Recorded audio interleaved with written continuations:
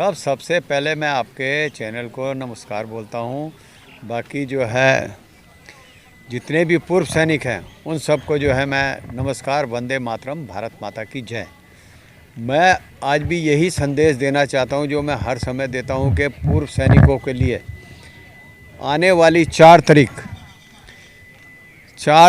फरवरी को जम्मू आरएसपुरा में एक मीटिंग है जिसमें जे.एंड.के के सारे ही संगठन इकट्ठे होकर के एक मीटिंग करेंगे और उसके लिए पूरे देश को आह्वान किया है कि जहाँ जहाँ भी जो सैनिक वहाँ पर आना चाहते हैं वो आरएसपुरा में आ सकते हैं।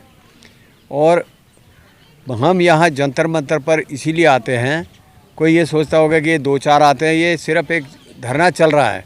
बाकी पूरा संगठन जो है आज की डेट में हमारे पास जो है 200 से ज़्यादा संगठन हैं और इनका आह्वान कर रहे हैं हमारे महेश शर्मा जी जम्मू से।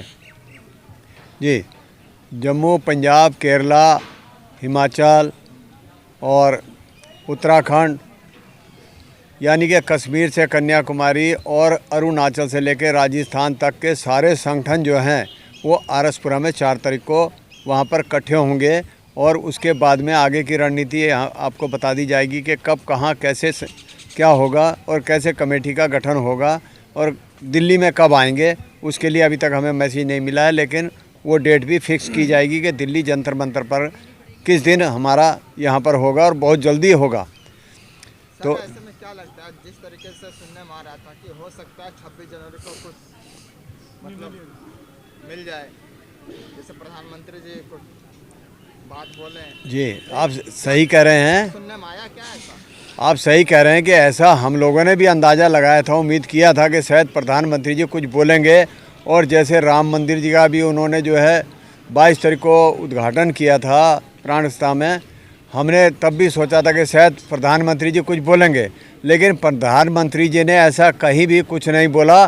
सिर्फ उन्होंने उससे पहले 3 बार ज़रूर बोला है। एक तो 65,000 करोड़ फौजियों को दे दिया, उसके बाद तिरंगे के नीचे 15 अगस्त को प्रधानमंत्री जी ने कहा कि मैंने 70,000 करोड़ सैनिकों को दे दिया।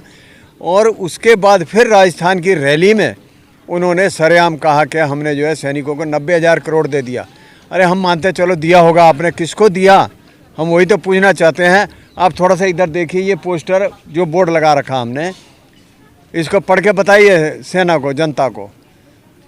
ये मैं जो है इनसे सिर्फ एक ही चीज़ मांग रहे हैं, हम पैसा नहीं मांग रहे हैं। पैसा दिया जिसको दिया, ठीक है। हम सिर्फ जो है पूर्व जजों की 3 जज जो हैं उनकी कमेटी बना दी जाए और उनको 3 महीने का समय दिया जाए। वो जो आह्वान करेंगे हम उनके लिए शुक्रगुजार रहेंगे और हम वो चीज़ मान करके चले जाएंगे। अगर सरकार सच्ची है, बोलती है दे दिया है, तो वो 3 जजों की कमेटी बना दे, कमेटी देख करके बता दे। क्यों नहीं बैठा रहे कमेटी, कोई ज़्यादा बड़ी मांग नहीं है। आप उनके निर्णय से खुश रहेंगे यदि 3 जजों की मीटिंग? जी बिल्कुल खुश रहेंगे अगर वो 3 जज की कमेटी बना देंगे और हमारा जो है दूध का दूध हो जाएगा, पानी का पानी हो जाएगा, हम यहाँ से उठकर चले जाएंगे हैं। दूसरा देखिए कि हमारी वीरांगनाओं को क्या मिल रहा है और एक अफसर की वीरांगना को क्या मिल रहा है, विधवा को। एक अफसर को जो है जो जोखिम बता है वो 15,500 मिल रहा है, जवान को 5200 मिल रहा है, जबकि ये 15,500 जवान के हक में आना चाहिए, वो भी नहीं मिला। तो अफसरों को तो सारा दे दिया, तो जवान को कहाँ से मिलेगा? वो पैसा गया तो गया कहाँ? हम तो सिर्फ उसका हिसाब मांग रहे हैं, आपसे पैसा नहीं मांग रहे हैं। सिर्फ आप ये बता दीजिए कि भाई आपने खुशी से किसको दे दिया, क्या किया। हम किसी के खिलाफ तो नहीं बोल रहे ना, लेकिन प्रधानमंत्री जी इतना बड़ा झूठ बोल रहे हैं, इतना वो कर रहे हैं, तो वो हमें समझ में बाहर है। इसी बात के साथ मैं एक बात और जोड़ देता हूँ। जब राजीव गांधी देश का प्रधानमंत्री था, वो कहता था कि मैं इधर से 1 रुपया भेजता हूँ, आगे 10 पैसे पहुँचते हैं। प्रधानमंत्री जी आपने 90 करोड़ रुपया दिया, 90,000 करोड़, तो कहाँ गए, किसके पास गए? अगर आप उसको भ्रष्टाचार कहते तो हम इसको क्या कहें? ये आपके हाथ में है। आप उसको ये बताइए कि हमारे पैसे गए तो गए कहाँ? अगर हमारे हैं तो हमारे को दे दो, नहीं है तो 3 जजों की कमेटी बिठाओ और हमारा फैसला हो जाएगा। तो दूध का दूध, पानी का पानी। ठीक है।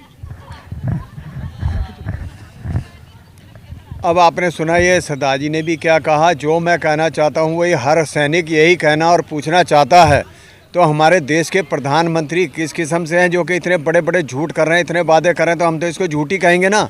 और मैं सैनिकों को नहीं, पूरे देश को बताना चाहता हूँ कि हमारे देश के प्रधानमंत्री कितना बड़ा झूठ बोल सकते हैं। एक बड़े मंच के ऊपर खड़े होकर के तिरंगे झंडे के नीचे 15 अगस्त को ऐसा बोलने के लिए उनको मैं क्या कह सकता हूँ, बताइए। और आप क्या चाहेंगे? एक तरफ तो देखा गया गणतंत्र दिवस गया 26 तारीख को सर, उसी तिरंगे के नीचे तमाम नेता वहाँ खड़े रहे, एकत्रित रहे, वहीं भी देश के प्रधानमंत्री एक बार भी शहीदों एक शब्द भी नहीं निकाला। उससे हमें कोई नहीं है, ठीक है, उनको जो है ना वो सिर्फ चाय पकौड़े खाने सेना में आते हैं, सेना का मनोबल वहीं बॉर्डर पर बढ़ाते हैं। यहाँ सेना उनको कोई फर्क नहीं पड़ता, जो रिटायर हो गए गए बस। इससे आगे ज़्यादा मैं कुछ ना कहना चाहता हूँ। वंदे मातरम, भारत माता की जय।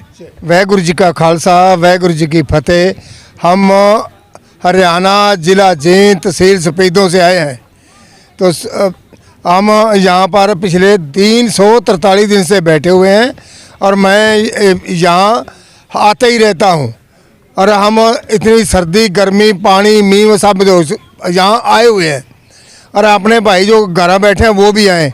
और इसके अलावा मैं मेन ये बात एक तो और कहना चाहता हूँ कि RSS पुरा यानी जम्मू एंड कश्मीर के अंदर जो हमारी एक बड़ी रैली हो रही है, करीबन वहाँ के नहीं, वहाँ से केरला से भी यहाँ से करीबन 2500 किलोमीटर की दूरी पर वो भी वहाँ पहुँच रहे हैं। बाई एयर आ रहे हैं और लेह लद्दाख भी आ रहा है, हिमाचल भी वहाँ आ रहा है, राजस्थान यूपी, कोई ऐसी स्टेट नहीं जहाँ पर वो नहीं आदमी आ रहे। करीबन वहाँ हमने ये हिसाब लगाया है कि 1 लाख के करीब वहाँ जनता इकट्ठी होगी। ये किस लिए इकट्ठी होगी?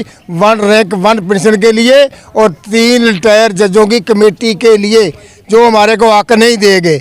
इसी के साथ मैं और कहना चाहता हूँ, मैं अपने फौजी भाइयों को, घर बैठने से कुछ नहीं मिलता, खुल कर आओ, दिल खोल कर करो, ऐसे कोई गलत ना बोलो ताकि जिससे हमारी किसी को आँच आए। पहले हमने बहुत कुछ बोला है, अभी नहीं बोलना है। अगर तो बड़ी बात ये भी है कि जो हमारे भाई यहाँ आते हैं इतने सूझवान हैं, हम इनकी वीडियो देखते रहते हैं, मैं तो कम आता हूँ, इतने सूझवान कि इनकी बात से कभी एक बात भी गलत नहीं निकलती है।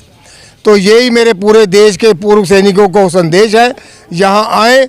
और साथ में हम फौजी आदमी होने के नाते एक फौजी का डिब्बा भी लेके आते हैं मिठाई का। ये भी हल्का सफेदों से है, ये भी लोगों को खिलाएंगे। ये फौजी की मिठाई है।